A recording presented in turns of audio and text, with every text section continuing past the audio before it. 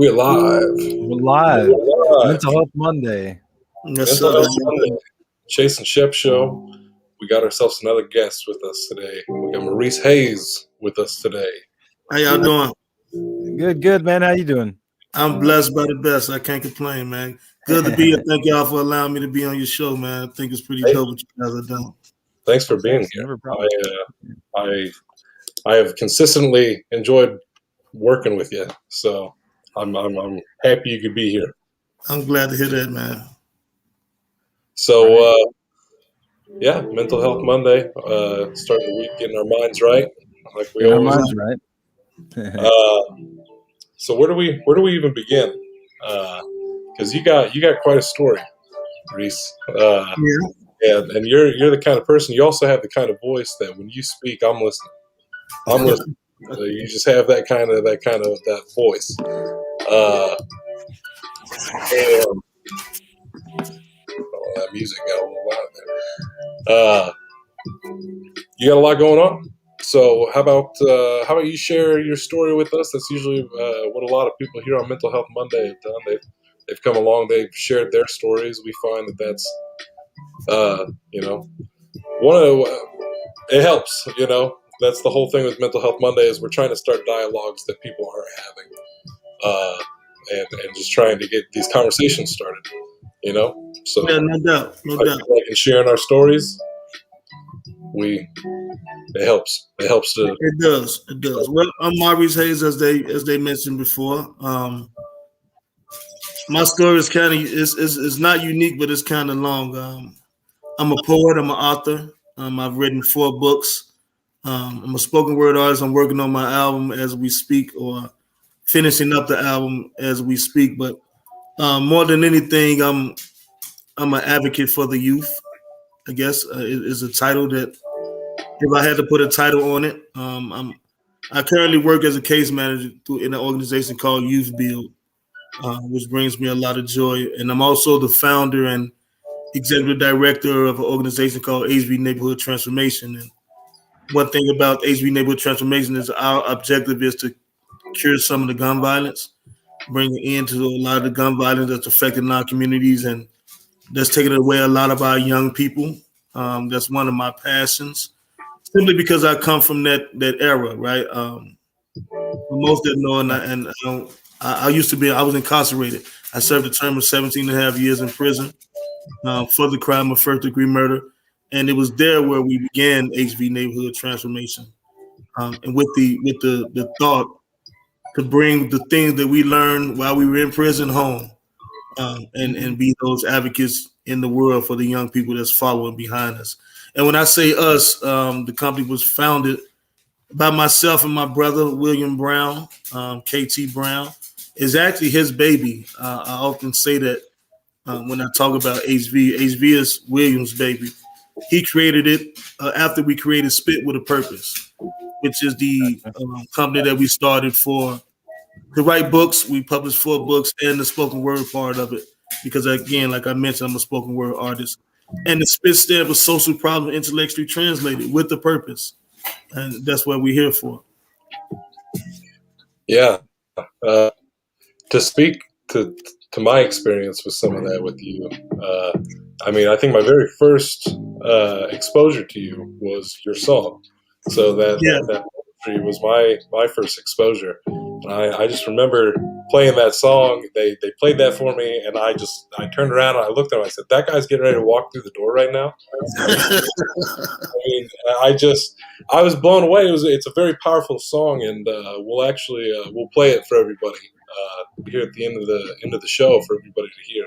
It's a great song, man. Thank you, bro. It's a real song, and believe it or not, I wrote that piece in 1996, the original version of it. As time progressed, I've changed a few words in it to fit the time of now. But it's ironic how relevant it is today, right? In 1996, when we were going through what we were going through as youth, and we see it now evolved into something a little bit more different than we experienced. So I'm glad you like the song, man, and I hope the people like the song. I think it's kind of interesting how we can gauge the times based off of art and how relevant it still is sometimes. Yeah. Because right now, something we're working on is a remake of a work from 1968 or 1969, and so much of it is still so relevant today, and that's why we're working on that story. Yeah, they often say time changes, but I think the era changes rather than time, because the same thing that's been going on for generations is still going on today. It just has different characters in it, right? And for me, it was seeing it from the inside out. I think I told you this once before, Chase. I viewed it when I was in prison as a huddle, and I was on the outside of the huddle looking inside of the huddle. Give me 1 second, my dogs, bro.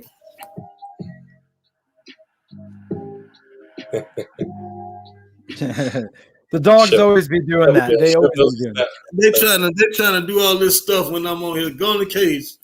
But it was like looking outside of a huddle, and I'm glad that this is called Mental Health Mondays, because everyone suffers through some kind of traumatic experience, right? Not everyone, but a lot of people do. And for me, what was therapeutic for me in a place where we really couldn't talk to anyone, where we really couldn't voice what was going on, and there was no counselors or anything that we could speak to about the things that we were going through, I found it therapeutic for me to write. And it was a gift that I never knew I had, honestly. I didn't know I could write. I didn't know I was able to do that, but I was feeling so much, right? And I didn't know what to do with it. So I just started writing, and creatively things started to form. And I realized then that was God's gift to me to deliver the messages that I deliver. Because I don't talk about, you heard some of my spoken word, Chase, and what I talk about are real things that's going on with real people, and how us as a collective could do something to help change some of the things, bro. So it was therapeutic, and mental health is a big issue with a lot of people. And I'm not saying my trauma is greater than anyone's or theirs is greater than mine. I just found a different kind of way to not allow it to affect me in a bad way. Yeah, you're absolutely right. I mean, everybody does deal with different stuff. That first time I came to Youth Build, when you and your brothers were talking about talking to the kids, and I was so glad my battery ran out at the end of that, and I could just sit back and be a spectator to all of that, because I was enthralled. I was like, I don't give a damn if these kids care about any of this. Like, I'm enthralled. I could listen to this. Right. Y'all, every single one of you just have such a way with talking. That's it is captivating. So what we consider real talk is I've never been to prison. I haven't experienced these things, but you guys were saying so much stuff that it resonated with me. Going through my own traumas and things like that in my life. It wasn't this stuff, but the things you were talking about, the ways forward, the ways to deal with these things, the prison of your mind, all of this stuff. I mean, I was just like, kids, listen up, because every single one of these men are speaking truth right now. You don't know it now. And that's something I've come to learn. Sometimes you can tell kids things all day long, but it's not until they live it that they finally learn that lesson. But we still try. We still try. And that's the other thing I wanted to say is watching you work with these kids has been amazing, man. You have a true love for these kids, man. No doubt. That day we were there was the kind of a back and forth that got going, and it kind of got heated up, and you stepped out for a minute, but I happened to have the camera rolling when you came back in, and after you took a minute to cool off, you went over there and you hugged him, and you made sure it was all good, and that alone, I thought was I was like, damn, here's a guy who he gives a shit. This guy really cares, and I love the way you guys let the kids be themselves. It's so rare, and it feels weird to say that, but it feels so rare to see a classroom setting like that, where kids get to be themselves. There's none of that. Hey, what? Don't say that. Don't do this. Don't do that. Don't do this. No, that they're themselves, and I see that come out in the kids interacting with you as you let them be themselves. I see how it all works, and it's a beautiful thing to be a part of. I definitely love being in that environment with you guys because you can feel that passion for sure.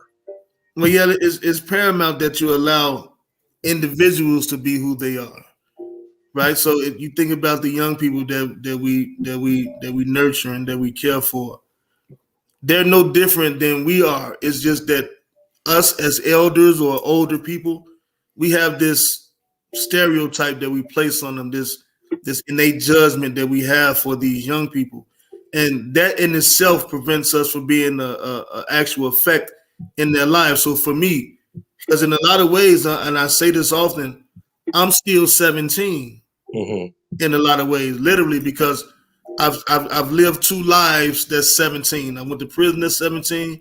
I came home at 34. So I share those two. I mirror those same thoughts, right? As a grown up and as a 17-year-old child. So when I speak to them, I speak with them with that. And it's true, it's trueness. I don't feel the need to sugarcoat anything because outside of the classroom, their life isn't fictitious. There's nothing phony about the way that they may be living and the thing that some of these young people are going through. You have to imagine, man, in the small town of Champaign-Urbana, a lot of young people have lost their lives senselessly to gun violence. And then when you think about their friends and the young people that we encounter, they're filled with that trauma too. A lot of them are still hurt. A lot of them are still dealing with things from their childhood or still dealing with things with their parents or loved ones. So whenever they're in my presence, I want to be, or I try to be, what I wish someone was for me prior to me going to prison. Right? Because I met men and men raised me in prison, right? Along with a lot of my brothers, as you mentioned before. The fortunate part about us going to jail, and there are many fortunate parts, right? There's one unfortunate reason why we went, right? And we'll never be able to get that back. But the fortunate part about us going to prison, where it gave us an opportunity to really grow up and be around men who taught us how to be men, right? All these young people, some of these young kids' fathers are my age. I'm 43. And some of these 43-year-old people are still in the street doing the same old stuff that they were doing. So when your child comes up and sees that, that is the only thing or only model that they have to follow, right? So for me, it was like give them something different to see. Right. That looks like them, that doesn't judge them, they can speak the languages them, and grow them in the sense where when they get 43, they can be where I am. You know what I mean? So yeah, that's just, and it's genuine, like I say, because I wish someone would have did it for me and didn't put a label on me or throw me to the wolves, right? Because all these young people, I believe wholeheartedly, have genius in them. It may not be the genius that you define, but there's greatness and genius in all of them. It just takes us to pull it out and bring it to them. Yeah. I definitely feel that in the short amount of time I've been around some of these kids. A lot of them are very smart kids. And, Hell yeah. You know, I think they're in good hands with you. You know. Well, I hope so. I hope so. You know, I don't have the answers to everything, but I have enough time to devote to them and give them something that they maybe can use or help them use at a later date when they're ready. And you can tell it is genuine. It is a genuine thing because I've kind of been preaching to the boys lately about being genuine with our art and our creativity, and the more genuine you are, that people are going to notice that. And people are going to gravitate towards that. They're going to feel that passion. They're going to feel that the genuineness of the situation, and they're going to gravitate towards that. Yeah. Shep, you've been real quiet. Yeah, I've just been taking it all in, listening over here, man. No, I think it's really cool. I did some stuff with kids for a little bit, like talking online in like random group, like chat rooms, and because with them being kind of anonymous, I felt like the kids would be more open to talk about problems and shit that they were facing. And the one thing I found out that like a lot of them, when they found out that like, oh, you're an older dude, I think I was like just hitting my 30s then. They're like, what does it matter? These problems I have to somebody like you, they're just like nothing problems. And I'm like, that doesn't negate that you are going through an issue or you're having your own problem right now, my dude. Like just because your problem might be that some girl didn't text you back or pass a note back or you haven't had your first girlfriend or kiss yet or something. I was like, that doesn't make that stress or anxiety any different than the anxiety I feel when I have a bill that I'm not getting paid or anything. It's like it's just a different type of problem. It's like, and we can all sit there and listen to one another and talk and figure out a lot of this shit that I feel like is an issue. Yeah. I think it just takes that though, Shep. I think it's people taking time just to sit down and see things from a different lens. Mm-hmm. I mean, I think for the most part, even in the way that we're reared or the way that we grow with a certain lens on our face already. Oh, right. Yeah. And that lens can actually blind us to a lot of the real isms and truisms that really take place around here.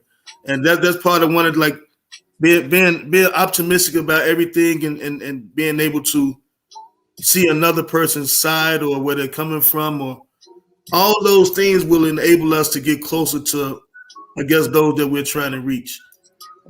Trust is a grand issue, man.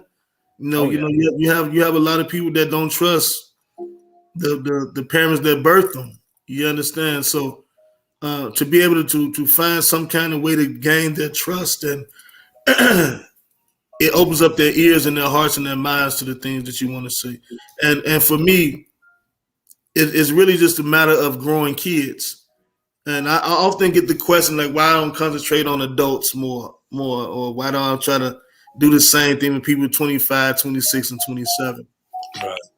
For me, I think like if your ass is 26 and you still doing the same shit you did when you was 13 and 14, then you're gonna have to bump your head some kind of way for you to get it. But when I think about these kids, right? When I think about these kids, they're actually gonna be the next parents. Mm-hmm. They're gonna birth kids in a whole nother generation, and they can break the cycle. Our generation now, the generation of kids that we have now, are in a great position to change the entire dynamic of this country, especially the way that they live, right? They're in that position. But if no one gives them the lessons that they need to actually make that change, then they'll be repeating the same thing that we've seen for generations and generations. So my thing is, before you have a kid, I want to raise you to be a great father. Yeah. Right? In order for you to be a great father, you have to be a great man. You have to have some kind of moral discipline about yourself, have integrity, have a willpower, have some kind of self-esteem about who you are, and define yourself. That way, when you have your young man or your young woman, you can show both of them what men look like, what a man look like. And for the young women, the same thing. Like some young women, they're infatuated by what we see now on TV, especially in my communities. Mm-hmm. They see the love and hip hops, and the radio continues to speak about misogyny, and now the young women are talking about how they pussy is. And excuse my language, but I don't want my granddaughter to grow up thinking that that's what the lick read. Mm-hmm. I don't want my granddaughter to think that you got to go twerking outside and you got to have these flamingos on your face to be somebody. I want you to know that you are great even without that. And I teach you how to be a woman and give you the keys to be a woman. That way you won't allow one of these goofball ass young dudes to trick you off. Right? So you think about, and I'm a street cat. I didn't go to college. I went to college in prison, but I grew up in the streets. I was a misogynist too. Right? I've misused people's daughters and did all those things. Right? I left 2 women in the world pregnant at teenagers and went to prison. So I've seen from my own lens what the effects of that can be. Mm-hmm. And I see so many more fathers are still in the position that I was in. They're going to jail left and right. So who gonna raise the babies? Who gonna raise the next section of adults, right? I'm a real grandparent. I'm a traditional grandparent. I'm a grandparent like my grandmama was. Like when I do see my granddaughter, they're around. But I don't sugarcoat nothing. Like I want you to ride ice cream, granddaddy this. I love all that. But it's time to teach you those lessons of life. I'm stern in that, and I believe in that because I don't want, if I die tomorrow, who's gonna take care of my baby? Right? If I'm not here tomorrow, who's to say somebody ain't gonna try to touch on my baby? Right? These are the important things of a man, and I try to give these young men that idea. That's really good, man. Yeah, it's necessary though, bro.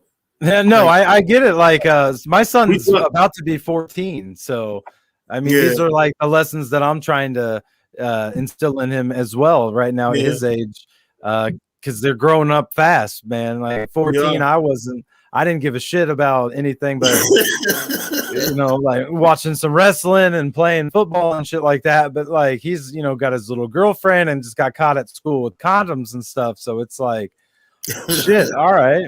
It's like you're getting to that point, you know. So like you got that choice. You know, I've never been one of those parents that I'm gonna go blow off at the handle and just pipe off and yell and be like, you know, man, you're disappointing me and all this stuff. I just, you know, I started talking, you know, obviously we got to have that long conversation about what could happen doing all that stuff. But it was like, you know, all I told him at the end of the day was like, listen, if you got caught with condoms, at least if you're already to that part in life that's what you're trying to get at and do, you're being safe about it, you know.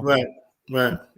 And that's a commending thing. Like clap for that, right? And saluting for it. And then the lessons to come. Don't bring no goddamn babies in here. Yep. Like that's exactly what it was. Yeah, and not only that, but I like to, you know, because sex is one thing, but showing a young man how to treat a young woman is a different, right? Yeah. Showing them how to really be a gentleman. Like I think even in my community, in the world in general now, being a gentleman is like being a pussy, right? And that makes no sense to me. Like, what kind of lesson are we teaching if, and pardon my language again, if I'm teaching my son that it's cool to call his mama a bitch? Like, this my bitch right here. Right? And even with the young ladies, they're addressing themselves as that. And people may say there's just words as language, but no, that carries something, right? That's putting yourself in the category of being less than a woman. Because a bitch ain't no woman, right? Right. And the goon and the savage, all that shit don't equate to manhood neither. You understand? But it's like these are the languages of our generation now. And for me, I see a lot of older people and people that will shy away from that. They'd rather criticize it and judge it and throw the babies off to the side rather than take time to try to educate them on it. Because again, generations we've kind of detoured from the place where we grew up at, right? The stuff that we grew from grandmama and mama and all those things. And we're into a whole different kind of space now, right? It's about learning the space, adapting to the space, and then, you know, giving the lessons to the babies that will occupy the space when I'm gone. Right. Right? I navigated my 43 years, right, with the lessons from my granny and them. But now it's time for me to give them some lessons to navigate their next 43 years and hopefully make a difference and make a change in the way that, especially my high hope areas are being considered. You think about the gun violence, bro, and I often speak about that, Chase. Like that shit break my heart. When we salute, in my community, we praise the motherfucker that's killing somebody. Yeah. Like we give that motherfucker all the glory in the world. Like we salute, and the young women chase after these motherfuckers that's killing people. And for me, that's like the wrong thing. And then when you listen to some of the hardest artists in the world, they talking about they killing people too. And they selling millions and millions of records showing money and jewelry and flashing. that's enticing to a person who's not mentally able to see that this motherfucker here lying, he ain't doing all that shit. But it make us, those of us in these areas, chase that look. And it make the young women in our community chase that dude, right?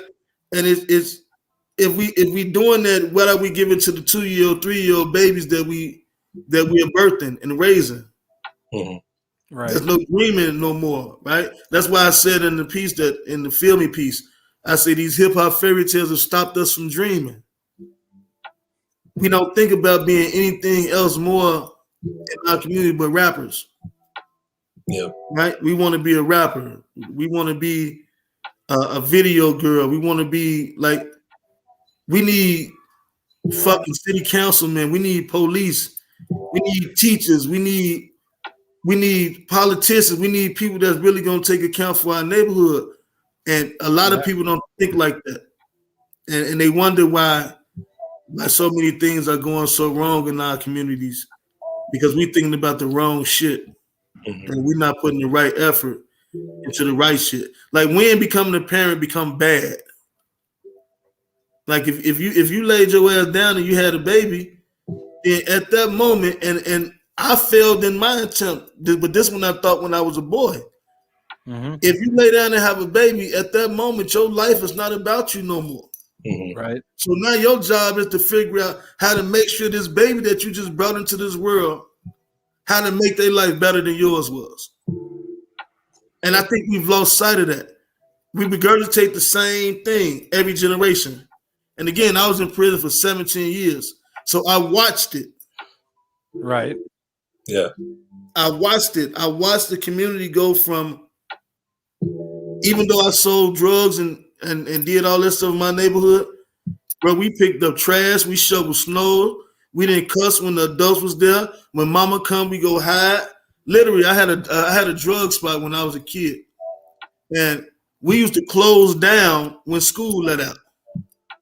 So when the kids would get out of school, nobody on the block. Now it was still the dumbest shit in the world, but just that act that the older guys had us do, that was something. Like we couldn't hustle if we didn't go to school. Like we was in impoverished neighborhoods and drug dealing was part of it. But the older guys, if you ain't go to school, you not standing out here. You come out here with school over with. We don't have that no more. We got motherfuckers encouraging kids to drop out of school. What kind of dumbass? Right. Yeah, that's one thing I always worked on with my son, because he's had his little problems with school, and it's like, man, to me, I always know that that's the moment. Like as a parent, I had to step in and catch it, because it's like I know something's going on in life with you right now, and that's what's catching your focus away from doing this homework and getting and just working with them. Like for me, it was about that. But yeah, man, I can't. I could never imagine somebody encouraging a kid to want to drop out. Yeah. Like that shows that we've really just went right off the course. Yeah, we flow so much off course. But it is, I mean, it's not too far gone, right? It just takes us that know better, right? To show better. And for me and for a lot of people that I associate with, I think that's just our purpose of being here. Right? Oh yeah. It may sound corny as hell or cliche, but I walk my living. Right. Yeah. I am who I say I am. That's just it. Most things are, if it's a cliche, it's probably a cliche for a reason. Probably because it's true. The thing, when I grew up, my parents, they were hard asses. I mean, they definitely cracked down on me. I had lunch with my baby sister earlier. She just turned 18 last week, and we went out for lunch earlier. We were talking about how all three of us. I got two little sisters. All three of us, we really didn't do nothing. We were all good kids. Even mentally in my head, I was like, you know what? I'm not going to have sex or nothing until I'm 18 years old. That was just a thing. Right. I decided on my own, but it all came down to we were scared shitless of mom and dad. They had it down to where it's like, we can roll that dice. We can be like, maybe they won't find out, but mom, she always finds out. Yeah, that's real. She know everything. To this day, she still knows. I can't play her. I try. Yeah. I'm like, I'm fine. She's like, you're not fine. I know you're not fine because I'm your mom. I see right through that shit. Mm-hmm. But it's, in them being hard asses, we didn't always, get along real well. And it was actually interesting. I went and visited a friend last year, and I didn't realize just how recently we had that bad relationship. Because he reminded me, he was just like, yeah, man, like the way, your parents were, and blah, blah, blah, blah, blah. And I'm just like, what? They sound so strange to me. Right. Changed. And, we butted heads a lot. And that was just a situation of, and where I'm going with this is that message of understanding. It's easy to, because as you're saying, kind of that counter to, it's our job to teach these kids. Well, sometimes you're going to get those kids who are like, you know what, fuck you for raising me this way. Like, I'm mad at you. You're too hard on me. You're this, you're that. And so, again, my message to these kids is take a step back and see it from your parents' perspective as well. Because sometimes that's one of those things that you don't acquire till later in life. Yeah. And it's one of those things that I think we all have those moments where it's just like, damn, I gotta call my mom and tell her she was right. I've been trying to be Mr. Big Man all these years. Like, yeah, you're right. Again. But having that understanding, being able to back up and look at certain things, and being able to be more sure in myself. I was able to kind of confront them about more things. And I don't know, I think there's something to be said when we hit this kind of equal balance recently, where I started to see things from their level and they met me at mine as well. And I see a lot of that at Youth Build. Yeah. Where you meet each other on one another's level. And I feel like that's where the greatest communication takes place. My father and I just started to kind of get to that point. We almost had that cliche father-son relationship. We didn't talk a whole lot. And it's funny because we're two very different men. And I see us both as men. He raised me to be a man. And, but he's the gruff, like, I don't share my feelings type and stuff. And I'm like, I'll cry, I'll share. That's real. Yeah. Shit, I'll feel my feelings. I don't mind. I'm sure of myself in that way. And it's just interesting to see that shift, sometimes. And being able to understand him so much better now. We don't fight so much anymore. And not too long ago, it's a matter of communication. Because he said something to me not too long ago. It was like one sentence, and all of a sudden, about 10, 15 years of bullshit between he and I made total sense to me. Why was he so hard about this one thing? Well, he says one sentence about his life to me, and all of a sudden, all of this makes sense. It makes sense. And it's just like, how often do we try to get to know the other person's side? How often can we take a moment to step back from our own frustration and do that, have a conversation, and to see it from the other side, and agree to disagree sometimes. And we'll have a hard time with that, for sure. But, yeah, again, even if you feel like your parents are a little hard on you, even if you feel like, you hate them, but, like, at least try. Yeah. Try your best to see it from their angle, because you might be able to find that common ground. Yeah. And I don't get the lesson out of it, because for me, I didn't have parents really. Like, my mom died when I was 8. I didn't really get to know my dad until I was incarcerated. Though he was around, he was one of those birthday dads, Christmas dads. He was around, but I really didn't get to know him as a man until I went to prison. And I learned so much from him in that short time, just from having regular conversations on the phone with him, growing him, learning who he is, and he gave me so much. Even now, when like the nurturing aspect of it, and I talk about it in my books, it's like it's still a hole there from that part missing. Right, the mother and the father both plays a role in the molding of the child. Right, mom gives you that nurturing understanding. I know you come from me, literally, you come out of my flesh and my body. So I know a little bit more about you. And that man gives you that for a young man, the ideal of what a man looks like. And I didn't have those things, but I found them in and the guys in the jail, right? Because I was so young, I was a kid, and you got to imagine, it's guys that was there who had been there 20, 30 years already before I got there, right? And I think a lot of that's been missing for a long time. And I think the rebellion that kids give now to the parents, it stems from too many things being afforded to them too young, if that makes sense. So there's a sense of freedom. Like if you look, I have nieces and nephews now. They have a sense of freedom at 3, 4 years old, right? So and then you have these kids that's growing up with this sense of freedom at 3 and 4 years old. They get to a point where they just start talking crazy to the parents and doing all, and none of it is checked. I think what's good about having stern parents is they're gonna check the wrongness. Even if you think you're right, your parents been here a long time before you got your ass here. And at the end of the day, they're never gonna tell you anything that's wrong for you. Right. I think that's the lack of understanding that we're not really revealing to a lot of our youth. It's like your mom ain't gonna tell you nothing that's wrong. What make you think she would? Right? Your dad's not gonna tell you nothing that's wrong. What make you think she would? And we lost that because again, like you were saying, like that even playing field, you got 16-year-old kids thinking now that they at the same level as their parents. Motherfucker, you don't pay no bill, you don't pay that phone bill, you don't buy no shoes. But you feel like it's that equal playing field. I was going to say about that earlier is that there's this sense of like, because there's always that you don't want to be friends with your kid necessarily. You're their parent, but that's what it still feels like. Like I'm at a point now where I feel like I can talk to my mother about anything.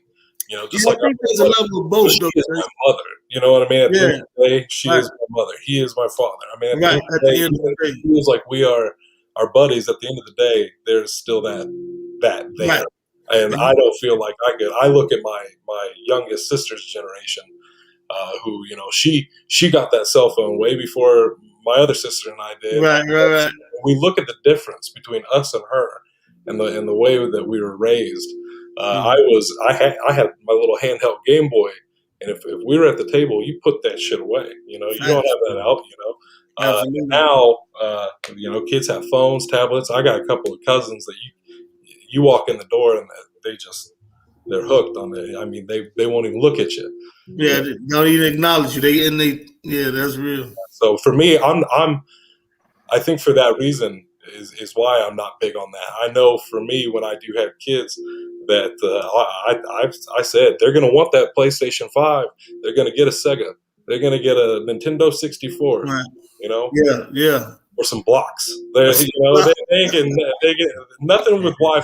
They're not going to be able to the outside world, because I don't do social media and stuff like that as an adult, because I think I've been off for about 3 years now. And, world's a quiet place without it, man. I see these people who are so upset about things, who get on each other's cases and feel wound up about shit that I say, I don't care, man. And you know what? I wouldn't, even if I was on Facebook, I wouldn't care, but it's there. It's there. Now all of a sudden it's bothering me.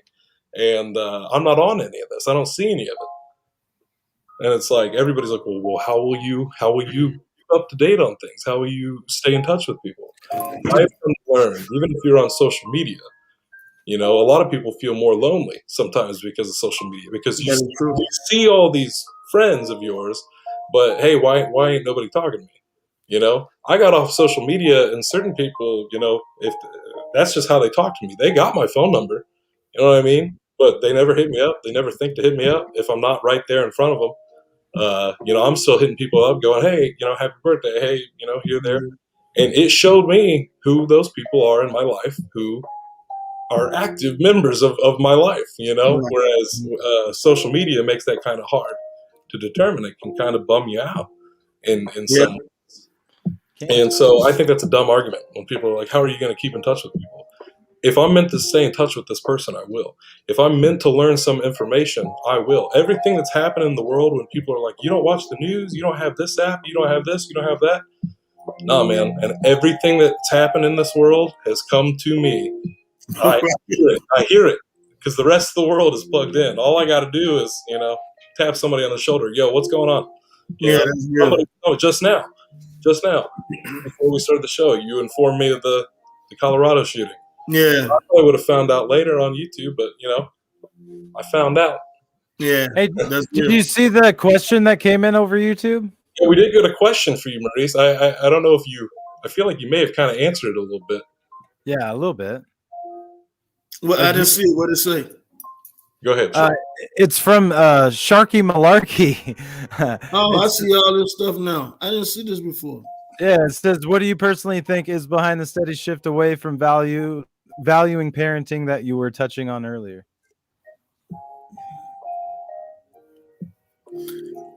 It's a lot of things, bro. This, and I saw this from inside the prison.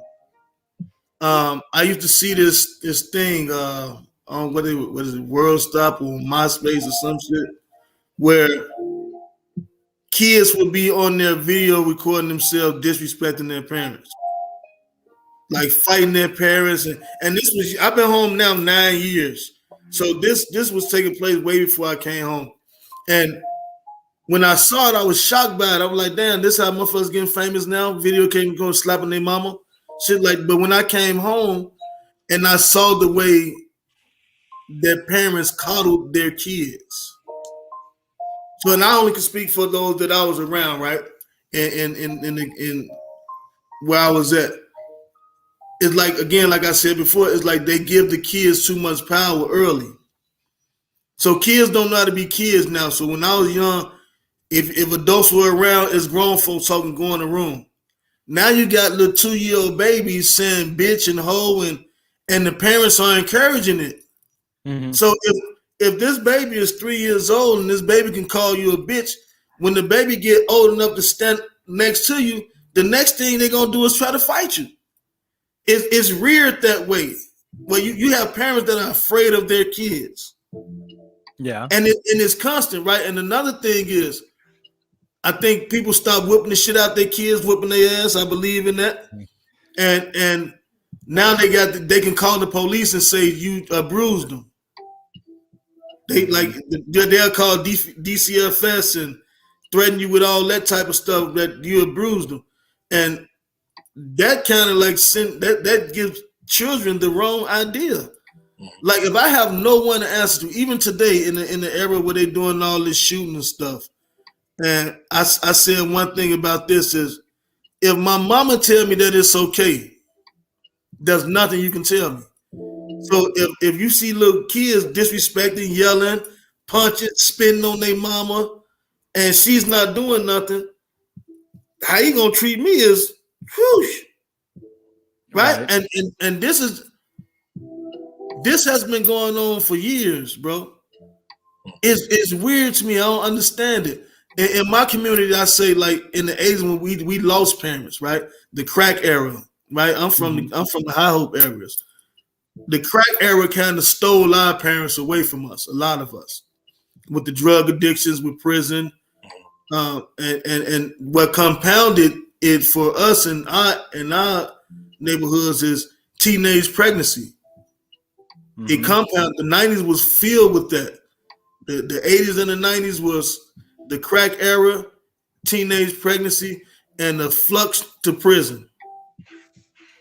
So then you got really 13-year-old, 14, 15, 16-year-old girls trying to raise children. They still kids they damn self. Yep. The mom getting high, there's no support system for them. So instead of the kid growing up in some kind of disciplined structure, the child grows up as mom's friend. And if mom have another baby, the child grows up as the child's babysitter. If the mom have another baby, now that older child is watching every kid in the house, which makes them lose not only total respect for the parent, but the parent hasn't given them an image or ideal of what to look towards. You have little girls that's been raising kids since they was 9 years old. Right. You got little boys that's been the man in their house since they was 7, coming and going, cussing, spitting like they want to. And the parents feel, I don't know why they feel like this, But I guess they feel like they're hopeless. They helpless. They can't do nothing to control the kid. I don't agree with that, right? I do believe that as parents, sometimes parenting has to be the most important job. Mm-hmm. Right? Like, and I know a lot of single moms work, they have to pay the bills, they have to provide for the kids. I understand that. A lot of them are hurting, are by themselves, and it's rough out there. I understand, and I truly do. But what do you lose in place of what do you lose in place of the pursuit of a career or job or money, right? You got to look at what you're losing. Mm-hmm. Right, and a lot of it is based on lifestyle. A lot of people try to live above their means. They're trying to make sure, like some of these kids, like even you see all these kids that all of them got on Jordans. They got Air Force Ones. They got the slickest clothes on, the flies gear. They got their hair done up. They got all this stuff going on, but they can't read or write. Right. Right? They can't read. They can't readily accept responsibility. They can't do a chore. Like when I used to own Firehouse Subs on Prospect and Anthony Drive, and I literally hired kids that didn't know how to use a broom, bro. Like they really didn't know how to sweep. Right. Yeah, that's crazy to even think of. Now that you mentioned that, that's where I've seen you from. Firehouse. Yeah, I only went a couple of times, but those were some damn good subs, man. Yeah, I was upset when that closed down, bro. Yeah, man, that place was driving me out my mind. That place was driving me crazy, bro. That place was driving me nuts. I haven't doing, and this to be honest, this is about Firehouse. Me owning that was really literally the worst time in my life. Yeah, man, I was so miserable. I was so, bro. It kind of took me from me, literally, right? And it was great to, and I don't want to discourage people from owning businesses and trying to do something. Mm-hmm. But for me, I think my lifeline is my passion. And being stuck in the restaurant, I wasn't able to do the things that I'm doing now. Right? I could hire kids. Like one of the reasons why I lost a lot of money in that place is because I would try to hire everybody who needed a job and use that place as a place where I could try to learn them and give them some of these life lessons that I wanted to give. But it was costing me money and all that stuff to do that. And a lot of times you just become a paycheck for a lot of people. Like, mm-hmm. And so for me, it's like, how can I get back out here to the people that really need me? And I do it for free. Like nobody funded my company when nobody helped fund none of the stuff we did all last summer. Nobody gave no money, no politicians, no people down here in this area. They was really mad at me because I did it. Because they told me not to do it. But I said, if I'm spending my own money, I do what the fuck I want to do. Exactly. Right? When I was out there, when these little brothers were getting killed and these guns kept going off, and I was out there marching with my team, none of these politicians, none of these people was out there with me doing that. None of them was out there saying, stop, put the guns down. None of them was doing none of that shit. So don't tell me what the fuck to do. I'm going to do it because I know that's what needed to be done. So the restaurant, it was part of it. I got to get the fuck away from this place before it killed me. And I need to go back out here in the streets where I'm supposed to be at and try to save some of these kids. Right? That's what my purpose, my lifeline is my purpose, like I said, bro. And I understand that it's rough for some parents, and I understand that some kids will listen to a stranger before they listen to their mama.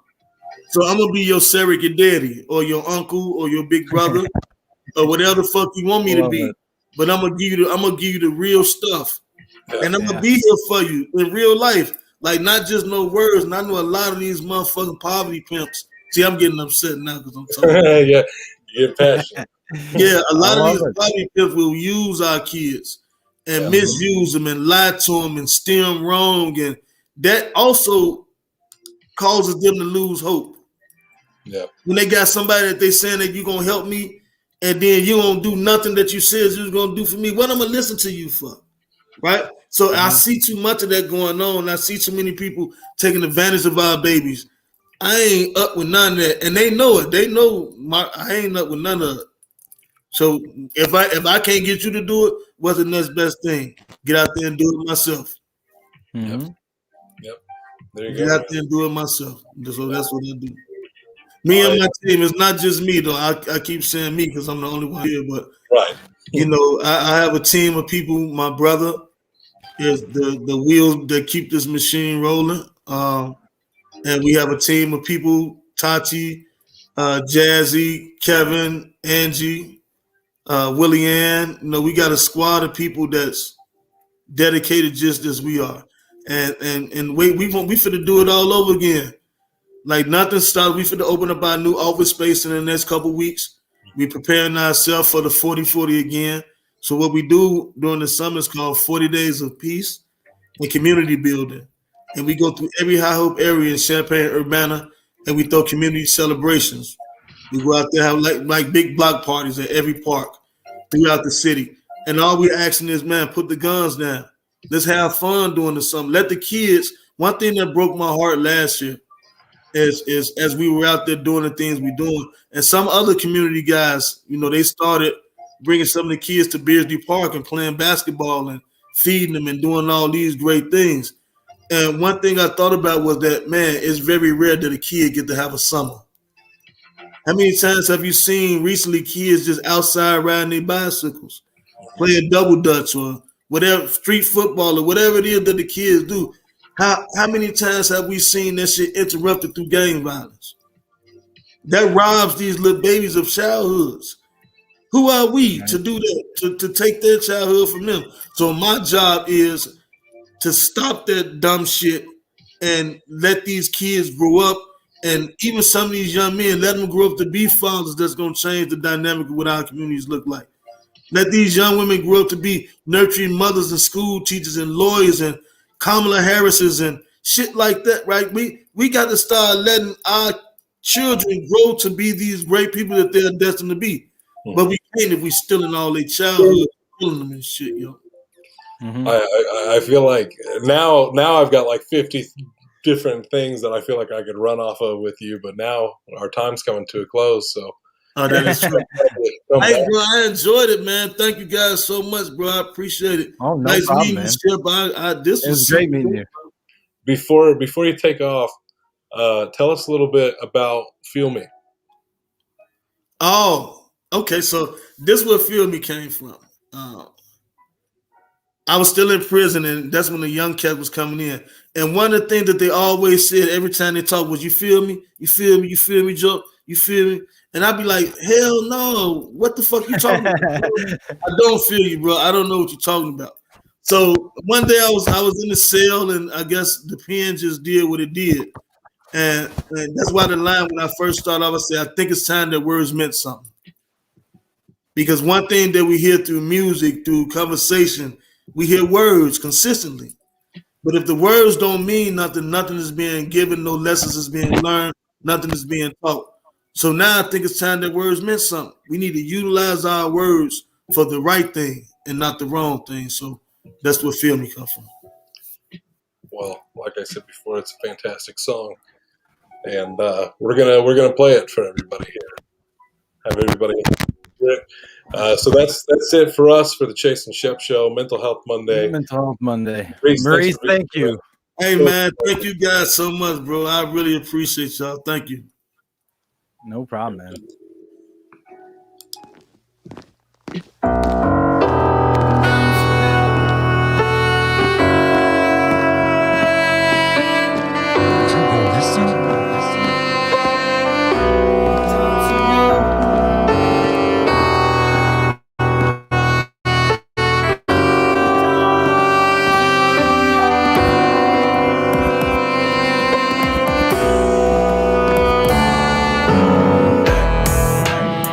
Time the words meant something. So I'm not gonna spit for the sake of spitting. I'ma spit in the attempt to say something. See, I've noticed that my past gems haven't touched them, and these visual effects have no effect. So now I punch them and get them on the defensive. True, my thoughts are pensive, but you understand. How can you not comprehend the majority of the land's men reside in the pen? We are 12% of America's population, but 50% of Americans incarceration, and those that are not living in isolation choose mental incarceration over mental elevation, which robs our youth. Our troops are the mental stimulation need to overcome these dire situations, and society stereotypes and misleading. Hip-hop fairy tales have stopped us from dreaming. These wimp-ass clowns glorifying the grind when it's your dime from your grind that pays for they shine. Those who've never seen the lock, they brag about doing time, and if time truly reveals the truth, then time revealed the hip-hop storytellers lied to you. Trust me, ain't nothing sweet about the block. These gangsters that say they gangsters ain't gangsters, cause a gangster would tell you ain't shit gangster about being a gangster. Gangster would tell you ain't shit gangster about being a gangster. Gangster would tell you ain't shit gangster about being a gangster. Gangster would tell you ain't shit gangster. Tell you. Gangster would tell you ain't shit gangster about being a gangster. A gangster would tell that it was poverty that was starving me. I wasn't robbing thieves, I was taking from you. Enslaving my people, now reparations is due. And since I'm guilty of it too, here's my 40 acres and a mule, but who the fuck do I pay my debt to? And I spit so loud so you men can hear my plea. It's just a goddamn shame that most of y'all don't even feel me. But class is taught to those in attendance, and crowd pleasers and non-believers will pretend like they didn't hear this. This verbal communication, communicating community concerns, and though that clock turns, that ticking, that top reveals more quick, and the cock that causes more pistols to pop and more bodies to drop. And if the clock was to stop and unity was to stay there, more of my people would be alive, and a lot of us won't be in those dismal crypts today.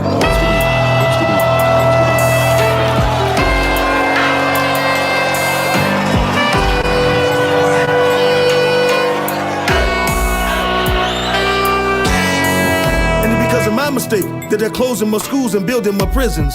They're sending more of our children to more of their prisons, and they say to hell with recidivism. 85 and 100% would free the city of them. If they close the school, they can doctor the dropout rate, violating our community, but we can't scream rape hell. We've been harboring our statutory stories for years, and since we're not man enough to sue mud their tears, then why in the fuck we expect Trump to comfort our children's fears? That's our job. But instead we sit back and allow our babies to fall hard while we rep hard for the mob. It take men to bend conduit. These sisters are tired, where's the relief? In the berries or in the money orders? But you motherfuckers still don't feel me. And if I could speak with complete honesty, I would tell that hard time is what the game promised me. Those street fame accompany Reese. Great pain set that trail ablaze, and when I got blazed with what the judge gave, I learned to abandon the blame game. When I looked in the mirror and the reflection looked back, there was no white man holding me back. There was no white man fingerprints on the trigger them gas, but since I've been in jail, my brain's gotten fat. Now I breathe and rep for real with the hood on my back. No longer take it from it's time that the boy give back. To raise black royalty with the jewels that this journey lit me in. Yes, I am the epitome of a black man in transition. I spit with a purpose, and hood vote is my mission, and for the record, misogyny no longer follows me. I recognize the essence of a queen, but until all my kings share the same dream, ain't nowhere in the hell y'all ever be feeling me.